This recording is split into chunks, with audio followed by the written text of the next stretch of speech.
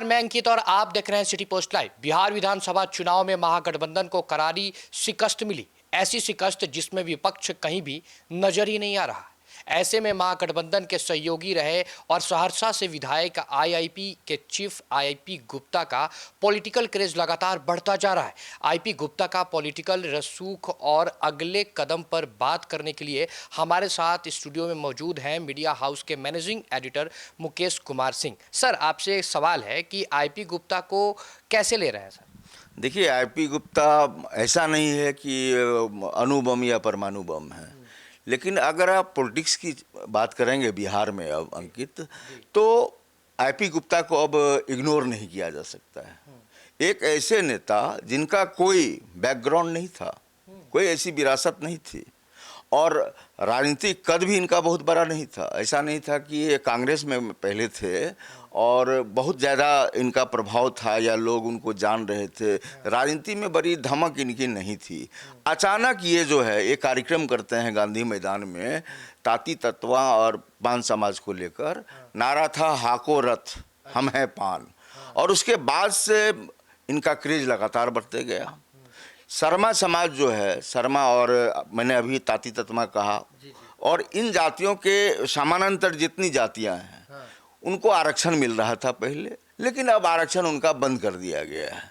तो अपने समाज के लिए लड़ाई लड़ रहे हैं आईपी गुप्ता, और समाज में जो पिछड़ापन है, जो लाचारी और बेबसी है, उसको दूर करने के लिए ये चाह रहे हैं कि इनका जो आरक्षण छीना गया है उसकी वापसी सरकार करे। तो इस लड़ाई में ये आ गया है और एक पार्टी इन्होंने बनाई, IIP, Indian inclusive party, supremo है, और ये महागठबंधन का हिस्सा इनकी पार्टी बनी। पिछले विधानसभा चुनाव में 3 सीटों पर इन्हें चुनाव लड़ने की के लिए जो है महागठबंधन ने टिकट दिया। सहरसा से ये उम्मीदवार रहे और इन्होंने जीत हासिल की, पटखनी दी बीजेपी को। और देखिए, आईपी गुप्ता को अब महागठबंधन में भी बड़ी हैसियत है और समाज में भी बड़ी हैसियत है। देखिए, सहरसा में बीजेपी का रहा है, वहाँ से लगातार बीजेपी जीतती रही है। हालांकि बीच में एक बार राजद ने जीत हासिल की थी, लेकिन लगातार बीजेपी का वहाँ पर जो है कब्जा रहा है। तो एक नई नवेली पार्टी के सुप्रीमो वहाँ जाते हैं और चुनाव जीतकर चले आते हैं, जबकि आप देखिए तेजस्वी यादव की पार्टी राजद कहाँ थी और कहाँ चली गई। सर, ऐसे में एक और सवाल मेरे माइंड में आ रहा है, जैसे कि आपने समाज के बारे में बात की कि अपने समाज को आरक्षण दिलाने के लिए मतलब क्या कुछ कर सकते हैं आईपी गुप्ता? इस पे सर माइंड में चल रहा था सवाल। देखिए, आईपी गुप्ता तो उपज ही हैं। अपने समाज को आगे लाने के लिए, समाज की मुख्य धारा से जोड़ने के लिए वो आरक्षण की लड़ाई लड़ रहे हैं। उन्हें लग रहा है कि अगर खोया हुआ आरक्षण जो है उनके समाज का वापस होगा तो बच्चों में पढ़ाई के प्रति ललक होगी, नौकरियों में जाएंगे, बड़ी से बड़ी नौकरियों में।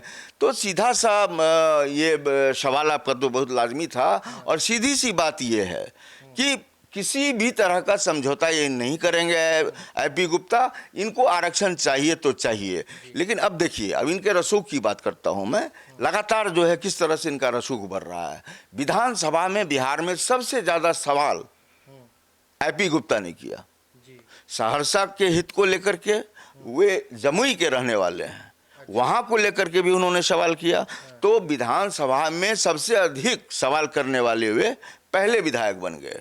तो देखिए, सवाल करना एक अलग बात है और जमीन पर काम करना एक अलग बात है, लेकिन सवाल दागकर विधानसभा में सभी दल के नेता होते हैं। वहां इन्होंने साबित कर दिया कि आईपी गुप्ता में धमक है और वे जो चाहते हैं वे कराने की ताकत भी रखते हैं। पहले सवाल कर रहे हैं तो काम भी करवाएंगे, संभावनाएं तो दिख रही हैं। आप यह बताइए कि विधानसभा कोई रेलवे स्टेशन प्लेटफॉर्म नहीं है या कोई और मैदान नहीं है जो आप कहीं बोल दिए। विधानसभा बहुत बड़ा मंच है, वहाँ पर सदन में अगर वो चुनौतियों के साथ सवालात रखते हैं तो यह बड़ी बात है, और वहाँ पर चुने हुए जो है प्रतिनिधि हैं उनके बीच में सवाल करते हैं। तो आईपी गुप्ता का क्रेज निसंदेह बहुत बढ़ रहा है, और ये एक जातीय संगठन को लेकर के पार्टी को चल रहे हैं। लेकिन इनकी पार्टी की तरफ आप अंकित गौर करेंगे तो कल देखिए कि मनीष कुमार सिंह हैं और बड़ा कद है उनका खगड़िया इलाके में, जन सुराज के टिकट पर उन्होंने चुनाव लड़ा था पिछला विधानसभा, और 10 से 15 हज़ार के बीच में उन्हें मत भी आए थे।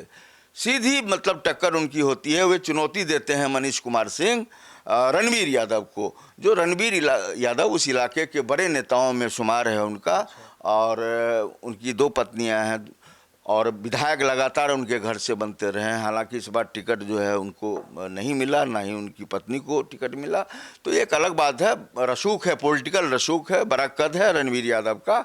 लेकिन मनीष कुमार कल सैकड़ों कार्यकर्ताओं के साथ आईएपी ज्वाइन किया है उन्होंने, तो इससे कद बढ़ेगा आईपी गुप्ता का। एक चीज़ और अंकित देखिए कि समाज तो उनका है पान समाज, ताती ततमा और पान समाज, लेकिन राजपूत समाज को वो बहुत तवज्जो देते हैं। राजपूत समाज में जैसे कि कल राजपूत नेता है मनीष कुमार सिंह, हालांकि उनका भी सर्व समाज पर गहरी पकड़ है, तो कल ज्वाइन किया है सैकड़ों कार्यकर्ता के साथ।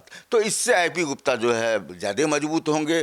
पार्टी में लगेगा कि नहीं आईपी गुप्ता जो है अब दूसरी जातियों के लोगों को भी तवज्जो दे रहे हैं, तो उनका सम्मान ही नहीं बढ़ेगा, पार्टी का कद बढ़ेगा। बिहार में उनकी जो पैठ है वो लगातार बढ़ रही है। आप देखिए वो यात्राएं कर रहे हैं, उत्तर प्रदेश, वो दिल्ली जा रहे हैं, वे और कई प्रदेश जा रहे हैं।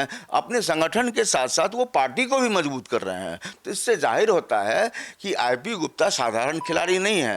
आईपी गुप्ता लगातार जो है वो कहते रहे हैं, आपने सुना होगा उनका एक स्टाइल है कि आईपी गुप्ता नाम है मेरा। आजकल तो आई एम आईपी गुप्ता अंग्रेजी भी बोलते हैं और धमाकेदार अंग्रेजी बोलते हैं। देखिए हमारे यहाँ ऐसा है कि आम भाषा हमारी जो है यहाँ की, या भोजपुरी हो, हिंदी हो, मैथिली हो, या अंगिका हो, मगही हो, तो ये लैंग्वेज एक अलग है, हम आपस में बातचीत कर लेते हैं। लेकिन अंग्रेजी बोलने वाले को आज भी तवज्जो मिलता है। आप कहीं भी चले जाएं तो अगर जो नेता को छोड़िए, आम व्यक्ति अगर अंग्रेजी में बात कर रहा है तो सामने वाला सोचता है पढ़ा लिखा है, मतलब समृद्ध है, और ये बौद्धिक क्षमता इसकी ज़्यादा है। तो अंग्रेजी में बोलना उनकी एक कला है, और हाउस में भी उन्होंने हिंदी के साथ साथ अंग्रेजी भी बोला। तो निसंदेह पढ़े लिखे आदमी हैं, इंजीनियर हैं, बड़ा कारोबार है उनका, और राजनीति में आए हैं तो लोग कयास लगा रहे हैं कि ये बड़ी उम्मीद लोगों की बनेंगे, और खासकर सहरसा का तो कायाकल्प करेंगे ही। लेकिन हमें लगता है कि बिहार के अन्य जिलों के लिए भी इनके पास सवाल होंगे, और ये सवाल करेंगे तो हमको लोगों को धीरे धीरे इंतजार करना पड़ेगा कि आईपी गुप्ता का अगला रुख क्या है। सर ऐसे में सवाल एक उठ रहा है कि क्या तेजस्वी का साथ छोड़कर बीजेपी का सहयोगी बन सकते हैं आईपी गुप्ता, ये भी सवाल है। देखिए अंकित, बड़ा अच्छा सवाल आपने किया है कि आईपी गुप्ता कहाँ जाएंगे। यह सवाल पहले भी था, महागठबंधन पहले भी लाने की कोशिश में था, तो उधर जो एनडीए खेमे के लोग थे, लार एनडीए से भी टपक रही थी, लेकिन अंततोगत्वा कहाँ गए, तो महागठबंधन में।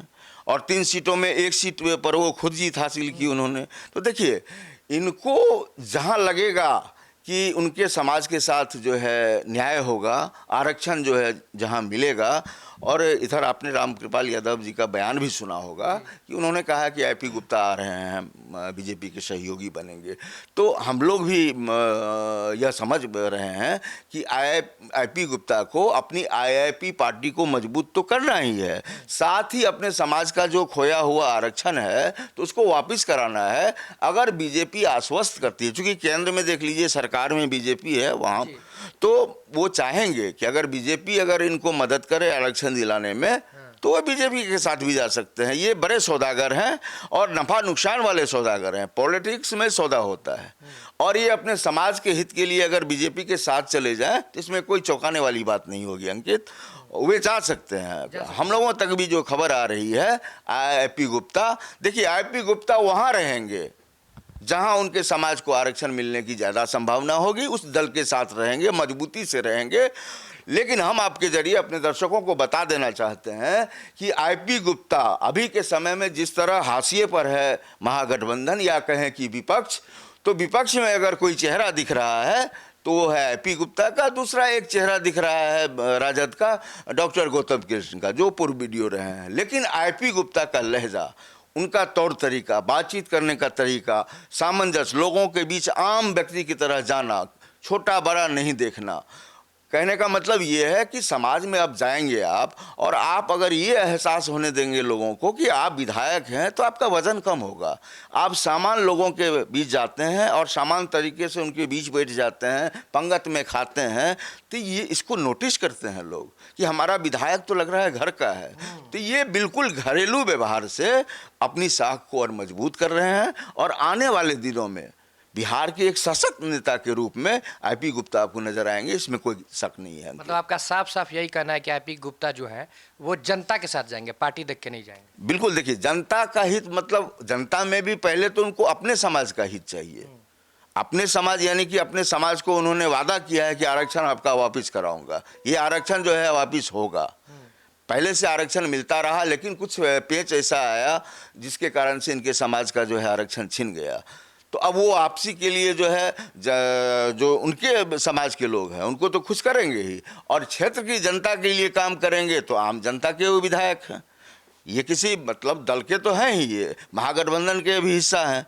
देखिए, पॉलिटिकल चेहरा निसंदेह जो है अपना राजनीतिक फायदा भी देखता है, लेकिन आईपी गुप्ता में अपार संभावनाएं दिख रही हैं। लग रहा है कि ये जनता के विधायक हैं, जनता के बीच जिस तरीके से वे जा रहे हैं। देखिए, तो हम लोग तो कयास लगा सकते हैं ना, कल को कौन बदल जाएगा, कल को कौन सा समझौता करेगा। यहाँ एडजस्टमेंट और समझौता दोनों लोग करते हैं।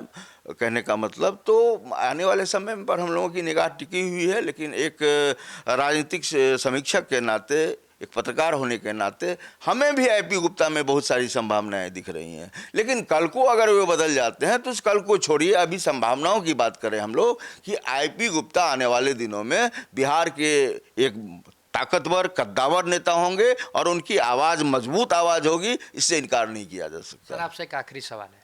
ये सवाल है कि महागठबंधन का भविष्य कैसा दिख रहा है? अरे बाबा, महागठबंधन आपको दिख रहा है कहीं? 25 सीटों पर राजद सिमट गई। किसी ने अनुमान लगाया था क्या 202 सीटों पर जो है काबिज हो जाएगा एनडीए? किसी ने कभी सोचा भी था क्या? देखिए, एक मजबूत विपक्ष का होना बहुत जरूरी है।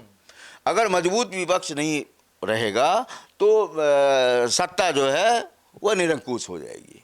ये साधारण लोकतंत्र में ऐसा होता है। सत्ता परिवर्तन भी होते रहना चाहिए। देखिए, 2005 से लगातार नीतीश कुमार जो हैं सूबे के मुख्यमंत्री हैं। बीच का एक कालखंड आया जो जीतन राम मांझी कुछ दिनों के लिए बने, लेकिन 2005 से लगातार नीतीश कुमार ही शासन संभाल रहे हैं। तो ऐसे में आपका जो सवाल था कि महागठबंधन की स्थिति भविष्य क्या है, तो अभी तो भविष्य बेहद खराब दिख रहा है, दुर्भाग्यपूर्ण है। और हम लोगों को चाहिए देश में भी मजबूत विपक्ष हो, केंद्र में भी, और जितने प्रदेश है वहां अगर विपक्ष मजबूत नहीं होगा तो सवाल कौन करेगा?